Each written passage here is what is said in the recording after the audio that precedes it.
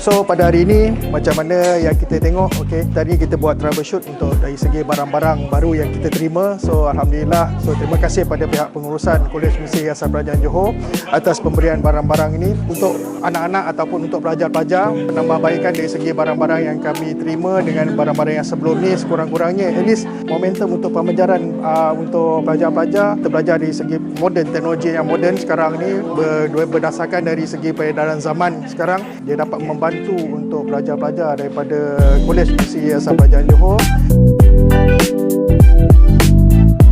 Kita ada beberapa barang baru seperti induction cooker, vacuum untuk housekeeping dan juga coffee machine untuk barista skill punya subjek lah. So, kita harap juga pelajar-pelajar dapat gunakan semaksimum yang mungkin.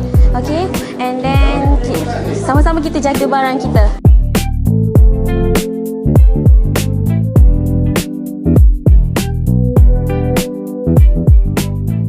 Okay, ini adalah coffee machine. Coffee machine portable. Okay.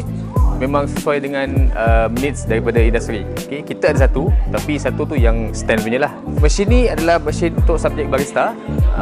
Pelajar akan ambil, pelajar perhotelan akan ambil pada semester 3. Mesin ni actually kita akan belajar. Kita akan ajar cara macam mana kita nak brew coffee daripada beans. Kita jadikan dia grind, kita jadikan serbuk dan kita masukkan dalam mesin ni.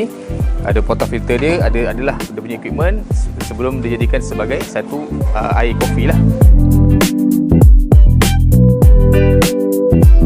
Saya mengharapkan bahawa produk-produk yang kita dapat hari ini, peralatan yang kita dapat hari ini dapat kita gunakan dengan baik, yang mana student pastinya lebih gembira lah dengan adanya peralatan baru yang selaras dengan industri.